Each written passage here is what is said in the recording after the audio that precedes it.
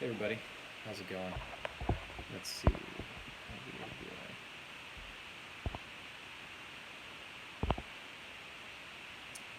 doing. Hey everybody, greetings from the internet. Yes, today I wanted to say hello. Ooh, one second, please. Bizarre. That is interesting. So I pulled up my live stream link through my laptop and I started talking, and then I heard a lag, and then I heard myself talking. It was weird. It's very interesting. So, for those of you that are here right now, I don't think maybe there's one, two people. Hope you're doing all right. Let's see. Hey Matthew, how is the UK, my friend? I have not spoken with you in a while. I hope you're doing okay. For those of you who may be a bit more, how do I put this, artistic in temperament, may appreciate this, the fact that I have a hat as well as part of this. I thought I might introduce this hat to express my individuality, right?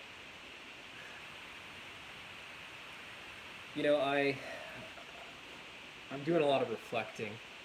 I have an immense amount of free time right now, which, as I think a lot of you know, has its benefits. Right? For those of us who are more sort of exploratory in temperament. And on the other hand, there are trade-offs, right? With all this time, we need order, right? We need structure. We need to have very clear understanding. You know what I mean? Thank you, Matthew. We need to kind of understand where we're going. You know, it's always important to have some clarity in terms of where our commitments lie and where we're going. I think many of us repress our thinking function, right, because of our idealist temperament. And that function of personality it's so important to befriend it. You know, I think, you don't want to be in a position where you're fighting this part of yourself, for most of your life. You want to befriend it. And I've often thought about this idea of sort of getting out of the way. You know how you might be driving a car, for example, and there are all these people that are in your way. And maybe you want to get from point A to point B, and you just want them to get out of your way so you can get exactly where you want to go. And that's exactly what extroverted thinking does, doesn't it? It finds a way, regardless of values, regardless of feelings, to get to point B. And it takes immense pleasure in doing it in efficient ways, right? And even talking about it, in sort of presenting it, demonstrating it, having sort of an objective sort of understanding of how in the world, we got from point A to point B this efficiently. So I see that, in my life, I need to know that I am making my way to point B. And I, in some sense, really do adore this process of understanding that I'm moving towards point B.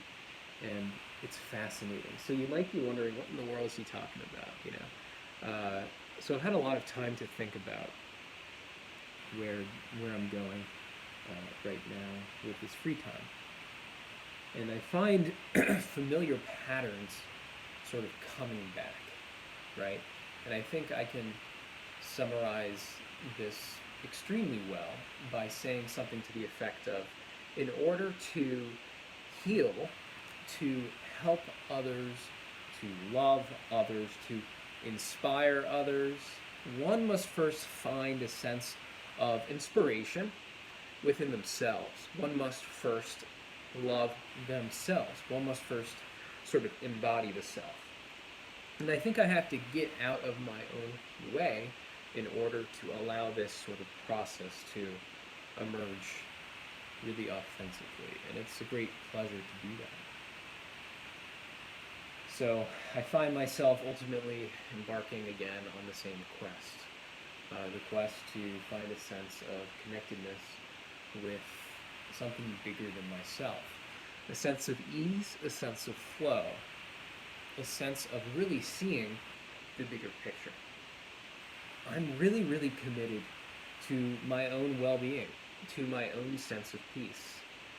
And I think, in effect, creating that in the world. So I'm interested, how do I make the world technically a place where people can feel safe, right? So what does that mean? That means I have to feel safe myself. Makes sense. So I want to heal others and help them find a sense of connectedness in their lives. I want to heal people. I want to heal their relationships. So in this video, or live stream I should say, I wanted to summarize 3 main points that are very, very abstract, but are who I am and are important to where I'm going. And I will not give up on these principles. Let's see, I got a message here. And I will respond to you if you send a message. Let's see here. Abigail reads, or says here, I recently got a funky hat myself. Maybe for some protection though. Nice and practical there. Floppy and oversized. Maybe it'll help with the sunburn as the ozone depletes. Well, hopefully. We don't have to be too afraid, I think, in some sense, of the sun. But of course, you gotta be careful. Yeah, hats. Hats have a function. They have utility. It's interesting how that used to be a norm. People used to actually just wear hats because hats protected them. Whereas today, I assume it's more of a fashion statement. So I have 3 primary points here. So I want to become, in some sense, a physician. So I'm technically going to school to become a nurse practitioner. I begin next month. And my aim with that license is to practice psychiatry. Psychiatry as understood as a discipline that incorporates both our understanding of the body and the mind as one unified whole. So when we look at a disturbance within one's emotional life, we're very interested in investigating the root cause, both at the level of the physical sort of reality, but also at the level of what I would think of as the psycho-spiritual reality. And I really do genuinely believe that we cannot and really should not separate these out. Currently we do, and we really need to work hard to bring them together. So here I am, committing to bringing them together. I have come to a very strong conclusion that in order to help people heal, it's not necessarily about what it is I offer the other person. Obviously, people will come to me and they will pay me for a service. But what I want the service to really do is to remind them of what they already know. That sounds so interesting, doesn't it? This idea that perhaps I already know what I need. Perhaps I already know how I feel. I've just become so separated from my inherent wisdom, that which knows what is good, that which the conscience beckons me to reconcile, for instance. So I want to, as a psychiatric professional, I want to be someone who predominantly, really, in the end, isn't doing prescribing. I want to be someone who, of course, can prescribe, but ultimately sees prescribing as an adjunctive sort of tool to really what I'm going to get into right now. So what in the world am I really trying to treat? And I would say the evidence is on my side. The truth is on my side. I want to know what you think if you challenge this notion. So I believe that a lot of psychopathology is largely sort of a response. It's a pattern of response. And it's a pattern of adaptation, I would argue. And you might be asking, an adaptation to what? So the brain and the body develop, and they develop quite early. In utero, there is a deep relationship between the mind and the body and really the reality of the other person. We might call this the relational context of being. So all of being is built on the foundation of pure, raw, sort of emotion. Emotion associated with being related to and relating to the world. And we can imagine all of these ways that relating might go wrong. It really, it really physically hurts to relate and then to be socially rejected. It actually is very uncomfortable to try to relate in certain ways. But sometimes it's quite joyful. It's beautiful. It's playful. There's positive affect. There's an approach state. So really, in summary, to treat the underlying problem, we have to approach nature itself. See, nature was built on a foundation. The nature of the mind built on a foundation. I mean, think about it. There is a foundation. What is the foundation? What does it look like? Foundation is being. It's what I think of as ontology. I am being with you currently over the iPhone. This is really quite an interesting thing. Here we are being together over the internet. We could call into question the nature of how grounded and therapeutic this way of being can be due to the technology. But nonetheless, we are relating via this information here. It is a felt experience of being related to. It is that foundation that informs, in some sense, the way that we understand our body. Okay? So remember what I said about the mind and the body, needing to connect those 2 points, to bring those 2 things together to try to heal. Well, I think healing really does begin with the body. And when I say begins with the body, that's really all it is. It begins there. That's not what makes us human. What makes us human is what comes next, which is so exciting. Here we are embodied and relational, with a deep sense of self in relation to the other. And we develop this individual sense of self. And we can come to really enjoy and really sort of relish in that process of being ourselves amidst the world, trying to work, trying to play, eating, sleeping, all the things in life that ground our very being. Here we are, embodied and relational. So we have to focus on the body as the mind and the extended relationships. See, the mind is the body, but it also is the relationships. Some of you who may be interested in psychiatry might be familiar with Dr. Dan Siegel. He's a psychiatrist from UCLA. He elucidated a model called the interpersonal neurobiological model, and he sort of takes this frame of reference as well. I think that ultimately all spiritual traditions do. I think anyone who's committed to genuine healing in the world understands that healing happens not by looking at the physical reality alone, but rather the nature of how the physical reality is shaped by the immaterial reality. Or we might think of the immaterial reality as the soul and the way the soul is relating and being related to. So, what does this mean at the level of theory? I think at the level of theory, what it means is that to be a good healer, one must first be aware of their own pain, of their own suffering.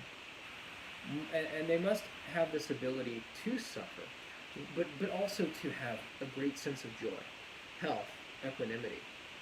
I think people who are in the best position to help other people, they do that in their own lives. So the first step is that we heal ourselves by paying attention to our bodies, by taking care of our bodies. We heal ourselves by taking care of others, because we are, in effect, the other person as well. So you can imagine how much we miss in modern psychiatry when we forget about the nature of being itself, when we forget about the body, when we forget about the process of relating. It's very sad. So I've contextualized this by distinguishing between the feminine and the masculine principle. The feminine principle, of course, is sort of this understanding of nature itself as being. So we think about the body and the foundation of the body and being in relationships. This, when it is really going in a healthy way, is when we have a deep respect for the feminine in our lives. The feminine, that which is receptive, that which moves, that's what opens up. Uh, Being is the foundation of the feminine. And of course, we can imagine a world without the feminine. That's just this process of just grasping and doing, manipulating, controlling, without respect for the body, without respect for the actual attachments and the feeling responses. But obviously, these two principles are meant to function together, to support one another in the world. When we disrespect the feminine principle, what happens is the embodied relational aspects of the soul become distorted. And they're suffering because of that. So, that's basically where I'm at. So if you found that kind of interesting, let me know. It's interesting how this pattern has reemerged for me in my life. There's this weird sort of need for me to pay attention to how I feel. But it's not like this, I only care about how I feel. It's like, do I feel like I have this sense of self in the world? And I always know when I don't genuinely. And it's very interesting. And I wonder how much of this reality of being and this sense of self has implications beyond me without me knowing.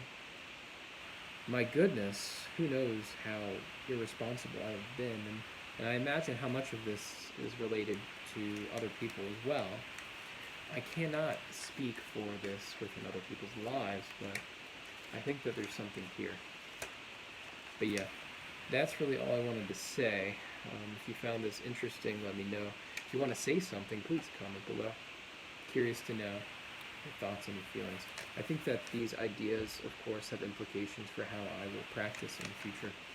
I see that the foundation of healing begins with this importance of being related to, and being able to relate.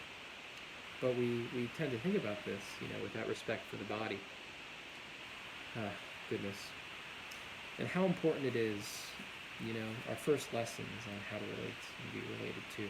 How important is the role of the mother, and the way that the mother shapes our expectations of ourselves and other people. So to all you mothers out there, you have a distinguished and sacred role. An incredible role to have. All right. Take care, everybody. See you around. If you like this, like it. If you've never seen me before, I'd love to hear from you. Comment. See you in the future. Goodbye.